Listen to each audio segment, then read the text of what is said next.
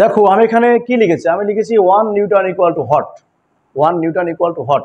তো 1 newton equal to তোমরা কি জানো, 1 newton equal to 1 KG metre per second square, তাই না? তো এখন দেখা যাচ্ছে পরীক্ষায় এমসিকিউ বা এইগুলো কিন্তু একটু ভিন্ন ক্যাটাগরিতে আসছে। কেমন আসছে বলো তো?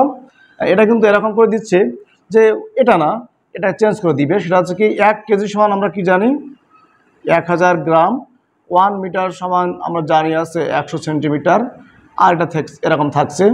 তাহলে এখানে কিন্তু 1000 এবং 100, তাহলে একের পরে কয়টা শূন্য আসছে? 5টা। গ্রাম সেন্টিমিটার পার সেকেন্ড স্কোয়ার। তো এটা মানে আবার কি, এটা মানে হচ্ছে 10⁵ গ্রাম সেন্টিমিটার পার সেকেন্ড স্কোয়ার। তাহলে তোমরা জানো যে 1 নিউটন সমান হচ্ছে কি 1 KG metre per second square. But সেটাকে কনভার্ট করলে আমরা যদি গ্রাম এবং সেন্টিমিটারে কনভার্ট করি তাহলে আসছেটা কি, এটাই আসছে যে 10⁵ গ্রাম সেন্টিমিটার পার সেকেন্ড স্কোয়ার। এভাবে কিন্তু এখন এমসিকিউগুলো ঘুরিয়ে দিচ্ছে।